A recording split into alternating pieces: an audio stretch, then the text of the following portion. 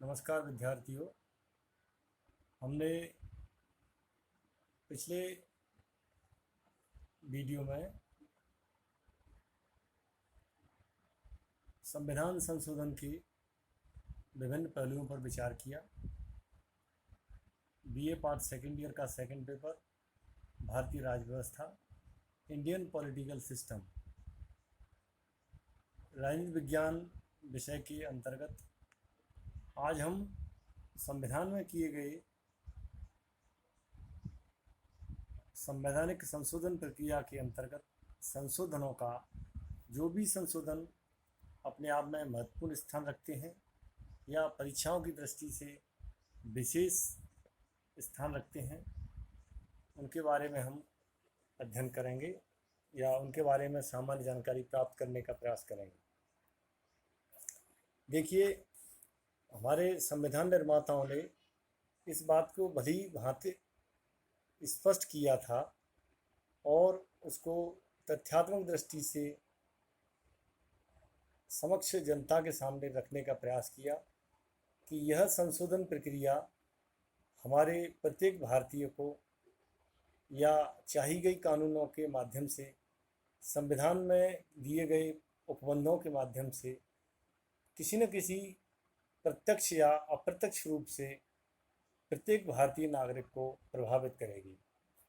ये उनके विकास के पायदान को या विकास की जो भविष्यगामी जो योजना है उसको तैयार करने के लिए जीवन में विभिन्न प्रकार की स्थितियां परिस्थितियां आते जाते रहने के कारण, क्योंकि संविधान जो हमारा इतना बड़ा है वह भारत के प्रत्येक नागरिक को संपूर्ण जीवन से संबंधित या जीवन में आने वाले प्रसंग के अनुकूल विभिन्न क्षेत्रों में संबंध रखता है एवं उसे कहीं न कहीं प्रभावित करता रहता है और विभिन्न प्रकार के जीवन के परिक्षेत्रों में काम आने वाले उपादानों पर, विभिन्न प्रकार के इस तरह के पहलुओं पर वह कितना खरा उतरता है। तो इन सारी बातों को हमने समय समय पर अपने भारतीय संविधान में जो भी अनुच्छेद दिए गए हैं, जो भी 22 भाग विभक्त किए गए हैं, उनमें संबंधित परिस्थितियों के अनुसार जहाँ जहाँ वांछित आवश्यकता महसूस की गई है उनमें संशोधन किए गए। उन संशोधनों को स्पष्ट रूप से और इस संवैधानिक प्रक्रिया में समाहित किया गया। देखिए, 26 जनवरी 1950 को हमारा संविधान लागू किया गया और उस लागू करने के बाद से अब तक तकरीबन 2009 जून तक 94 संशोधन हो चुके हैं। उसके बाद भी कई संशोधन हुए हैं, लेकिन हम यहाँ जो इस सीरीज़ में जो आ रहे हैं या इस क्रम में जो आ रहे हैं उन संशोधनों के बारे में थोड़ा थोड़ा विचार विमर्श करेंगे। देखिए, जो पहला संविधान संशोधन है वह 18 जून 1951 में किया गया। इसके पीछे जो मंतव्य था वह उन कठिनाइयों को दूर करने का था कि जो कुछ मौलिक अधिकारों, विशेष रूप से संपत्ति के अधिकार, कानून के सामने समानता के अधिकार तथा भाषण की स्वतंत्रता की क्रियान्विति के मार्ग में सामने जो परिस्थितियां आई थीं, कठिनाई आई थीं, उनमें संशोधन के लिए अनुच्छेद 15, 19, 31, 85, 87, 174, 176, 372 तथा 376 में अमेंडमेंट किया गया और संविधान में 9वीं अनुसूची को और बढ़ा दिया गया। ये इस तरह से जमींदारी जागीरदारी के अंत से संबंधित उनको एबॉलिश करने के या उनको नष्ट करने के संबंध में विधेयक मुआवजे की व्यवस्था के न होते हुए वैध समझे जाएंगे। यह भी घोषित कर दिया गया कि राज्य भूमि या अन्य जायदाद संबंधी कोई कानून बनाता है और यदि उसमें संपत्ति के उपर्युक्त अधिकार का पूर्ण या आंशिक खंडन होता है तब भी वह विधेयक मान्य समझा जाएगा। इस तरह से ये जो पहला वाला संविधान संशोधन है वह उपबंधित किया गया। दूसरा संशोधन 1952 में हुआ तीसरा 55 में, चौथा भी 55 में, पांचवा भी 55 में। इस तरह से क्रमशः ये संविधान में संशोधन होते गए। और इसी क्रम में 10वां है, पुर्तगालियों की अधीनता से मुक्त करने के से दादरा और नागर हवेली को भारतीय संघ में शामिल किया गया। संघीय क्षेत्र की स्थिति उसे प्रदान की गई। इस तरह से संवैधानिक जो प्रक्रिया संशोधनों की हुई वह एक निरंतर यात्रा के रूप में चलती आ रही है। इसी तरह 19वां संविधान संशोधन 1966 में किया गया। चुनाव संबंधी विवादों का निर्णय करने के लिए स्थापित किए जाने वाले चुनाव अभिकरणों इलेक्शन ट्रिब्यूनल्स का अंत कर दिया गया और अब चुनाव याचिकाओं की सुनवाई सीधे उच्च न्यायालय में होने लगी। यह व्यवस्था की गई कि उच्च न्यायालयों के निर्णय की अपील सर्वोच्च न्यायालय में की जा सकती है। इसी प्रकार 21वां संविधान संशोधन 1967 में, इस संशोधन द्वारा मूल विधान की 8वीं अनुसूची में सिंधी भाषा को भी भारतीय भाषाओं के अंतर्गत रख दिया गया है। यानी प्रश्न आता है कि 21वां संविधान संशोधन कब किया गया, तो उत्तर होगा 1967 में। इसका किससे संबंध है, वह विषय कौन सा है, तो ध्यान रखें कि वह विषय है 8वीं अनुसूची में सिंधी भाषा को भारतीय भाषाओं के अंतर्गत रखा गया। इसी तरह से आगे यह क्रम चलता रहा और फिर इसी क्रम में 41वां संविधान संशोधन 1976 में किया गया। इसके द्वारा राज्य लोक सेवा आयोग के अध्यक्ष और सदस्यों की सेवानिवृत्ति की आयु 60 वर्ष से उठा करके और 62 कर दी गई। यानी 60 से 62 2 वर्ष के लिए इनकी आयु सीमा बढ़ा दी गई। इसी क्रम में 42वें जो संविधान संशोधन है, ध्यान रखें बच्चों, ये अपने आप में एक बहुत बड़ा अविस्मरणीय संवैधानिक संशोधन है। 1971 के लोकसभा चुनावों के बाद से तत्कालीन शासक दल के एक वर्ग द्वारा इस बात का प्रतिपादन किया जा रहा था कि देश की सामाजिक आर्थिक प्रगति के लिए संविधान में व्यापक परिवर्तन किए जाने की आवश्यकता है। कांग्रेस की अध्यक्ष द्वारा 26 फरवरी 1976 को संविधान संशोधन के प्रश्न पर विचार करने के लिए सरदार स्वर्ण सिंह की अध्यक्षता में एक समिति की स्थापना की गई। समिति की रिपोर्ट पर विचार के आधार पर विधेयक तैयार कर लोकसभा में प्रस्ताव पारित किया गया या प्रस्ताव किया गया। उसे 44वें संशोधन विधेयक का नाम दिया गया। फिर दिसंबर 1976 को राष्ट्रपति के हस्ताक्षर के बाद इसने ही 42वें संविधान संशोधन का रूप प्राप्त किया। यानी वह 42वां संविधान संशोधन बनकर के तैयार हुआ। इसमें जो प्रावधान किए गए, जिन बिंदुओं से इसका संबंध है, वह है इसकी प्रस्तावना।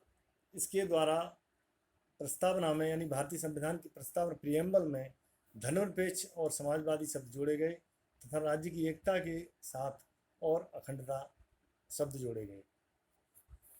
तो ये ध्यान रखने वाला बिंदु है।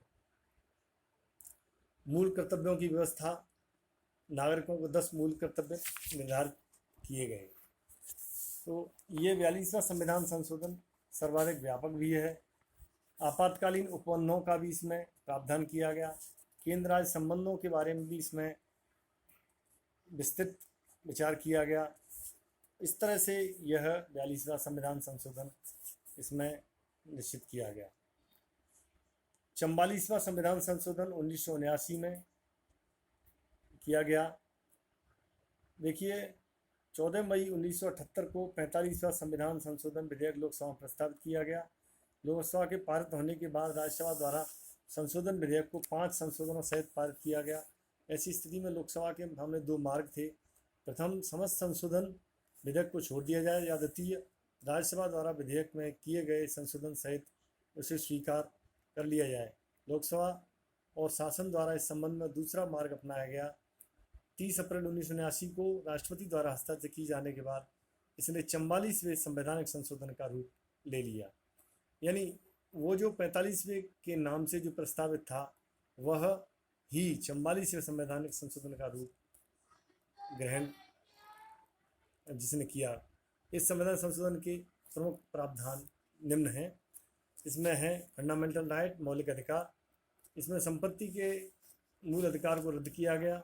संपत्ति का अधिकार केवल कानूनी ही रह गया, उसको लॉ के अधीन दर्जा दिया गया। तो इस तरह से ये संविधान संशोधन किया गया। इसमें आपातकालीन प्रावधानों की व्यवस्था की गई। 352 अनुच्छेद के अंतर्गत जबकि घोषणा तब की जा सकती है जबकि मंत्रिमंडल लिखित रूप में राष्ट्रपति को ऐसा परामर्श दे। इसमें दूसरा है आपातकाल युद्ध, बाह्य आक्रमण, सशस्त्र विद्रोह की स्थिति में ही घोषित किया जा सकेगा। तीसरा है 1 माह के अंदर संसद के विशेष बहुमत से इसकी स्वीकृति आवश्यक हो। इस तरह से चतुर्थ, पंचम और इन चरणों में जो आपातकालीन प्रावधानों का उपबंध किया गया। 352 के अंतर्गत संकट काल लागू हो और चुनाव आयोग यह प्रमाणित कर दे कि वर्तमान समय में राज्य में चुनाव करवाना संभव नहीं है। तो इस तरह से ये प्रक्रिया को यहाँ पर निश्चित किया गया।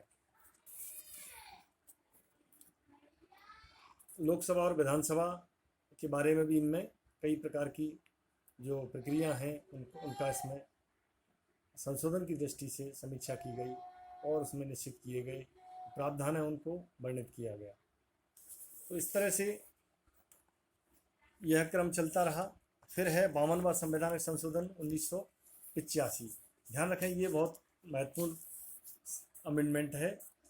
दल बदल कानून पर रोक लगाई गई थी इसके माध्यम से, जो कि हम वर्तमान में भारतीय लोकतांत्रिक प्रणाली में स्पष्ट रूप से देखते हैं कि आए दिन राजनीतिक दलों द्वारा विभिन्न राजनीतिक दलों से अपने में जो दल बदल करके आए हैं उन नेताओं को समाहित करना या एक पार्टी छोड़ के दूसरी में जाना, दूसरी को छोड़ के अगले दिन तीसरी में जाना, इस तरह से जो करने वाला जो गलत कार्य जो संवैधानिक दृष्टि से है उस पर पाबंदी लगाने के लिए 1985 में दल बदल कानून बनाया गया और इसमें संशोधन किया गया।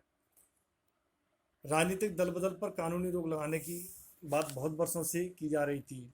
8वीं लोकसभा के चुनावों के बाद संसद के दोनों सदनों ने सर्वसम्मति से 52वां संवैधानिक संशोधन किया गया। इसमें मूल रूप से देखो, स्वेच्छा से अपने दल से त्याग पत्र दे, यानी उन परिस्थितियों में संसद या विधानसभा से उस सदस्य की सदस्यता समाप्त की जा सकती है और की भी गई तो उसका प्रावधान स्वेच्छा से अपने दल से त्याग पत्र दे, यदि वह अपने दल या उसके द्वारा अधिकृत व्यक्ति अनुमति के बिना सदन में उसके किसी निर्देश के प्रतिकूल मतदान करे या मतदान में उपस्थित न रहे, परंतु यदि 15 दिन के अंदर दल उसे इस उल्लंघन के लिए क्षमा कर दे तो उसकी सदस्यता पर कोई प्रभाव नहीं पड़ेगा। यदि कोई निर्दलीय रूप से निर्वाचित सदस्य किसी राजनीतिक दल में सम्मिलित हो जाए, यदि कोई मनोनीत सदस्य शपथ लेने के बाद 6 माह की अवधि में किसी राजनीतिक दल में सम्मिलित हो जाए, इस तरह से ये पहला वाला बिंदु यहाँ निर्धारित किया गया। किसी दूसरा है राजनीतिक दल के विघटन पर सदस्यता समाप्त नहीं होगी यदि मूल दल से कम 1/3 सांसद विधायक छोड़ दे, यानी उसके साथ 1/3 जो सदस्य हैं वह साथ हों। इसी प्रकार विलय की स्थिति में दल बदल नहीं माना जाएगा यदि किसी दल के कम से कम 2/3 सदस्य विलय की स्वीकृति दे दें तो। इस तरह से फिर है दल बदल पर उठे किसी भी प्रश्न पर अंतिम निर्णय सदन के अध्यक्ष का होगा और किसी भी न्यायालय को उसमें हस्तक्षेप करने का अधिकार नहीं होगा। यह प्रावधान किया। सदन के अध्यक्ष को इस कानून की क्रियान्वयन के लिए नियम बनाने का अधिकार होगा। तो इसमें मूल रूप से जो रोल रहता है वो सदन के अध्यक्ष का रहता है और उसके निर्णय लिए गए जो भी होंगे वो मान्य होंगे। फिर इसको आगे देखते हैं कि भारतीय राजनीति को स्वच्छ करने और राजनीति में अनुशासन लाने का एक प्रयत्न दल बदल कानून द्वारा लाने का अथक प्रयास किया गया। हालांकि आज भी दल बदल किए जा रहे हैं लेकिन वह बड़े ही विवादित हैं और सरकारों को आए दिन गिराना, चलती हुई सरकारों को और विपक्ष इस तरह का न हो करके कि विपक्ष का काम है सत्ताधारी दल की आलोचना करना, समीक्षा करना, उसको सही रास्ते पर लाने का कार्य करना, लेकिन ऐसा न करके सदन की कार्यवाहियों को बाधित करना एवं एकमात्र उद्देश्य ये रह गया है कि हमें अंतिम तरीके से किसी भी हथियार के माध्यम से या किसी भी डिवाइस तकनीकी माध्यम से हमें संचालित सरकार को या पक्ष को हमें सरकार को गिराना है। और अल्पमत में ला करके हम उसको किसी भी तरह से अपने को सफल बनाएं और आगे जा करके हम सरकार बनाने का दावा पेश कर सकें। तो ये विवाद की स्थितियां अक्सर हमारे भारतीय लोकतंत्र में देखी जाती रही हैं और आज भी देखने को मिल रही हैं। तो ये चैप्टर जो दल बदल का है या भवन व संविधान संशोधन है, ये यहीं पर समाप्त होता है। फिर इसको हम देखते हैं, काफ़ी इसमें और भी संशोधन किए गए। उन स्थितियों में अगर देखते हैं हम, तो इसका जो दायरा है वह तकरीबन संविधान संशोधन 100 से ऊपर की संख्या में जा चुके हैं वर्तमान में। तो जैसे 92 वाला है 4 भाषाओं को जिसमें जोड़ा गया 2003 में, बोडो, डोंगरी, मैथिली और संथाली। 94 वाला जो 2006 में अनुच्छेद 164 में कहा गया, बिहार, मध्य प्रदेश, उड़ीसा राज्यों में जनजातियों के कल्याण का भार साधक एक मंत्री होगा, जो साथ ही अनुसूचित जातियों और अन्य पिछड़े वर्गों के कल्याण का या अन्य किसी कार्य का भी भार साधक हो सकेगा। 94 संशोधन के आधार पर बिहार और मध्य प्रदेश के स्थान पर झारखंड और छत्तीसगढ़ तथा पूर्व के समान उड़ीसा के लिए व्यवस्था की गई थी। तो इस तरह से ये हम देखते हैं कि संवैधानिक दृष्टिकोण जो प्रावधान में लिए गए और संशोधन किए गए, ये बड़े ही महत्वपूर्ण स्थान रखते हैं। तो संवैधानिक संशोधन प्रक्रिया का जो चैप्टर है, वो अध्याय है, यहीं पर हम उसको विराम देते हैं। आगे के व्याख्यान में हम आपसे फिर मिलेंगे। तब तक के लिए धन्यवाद।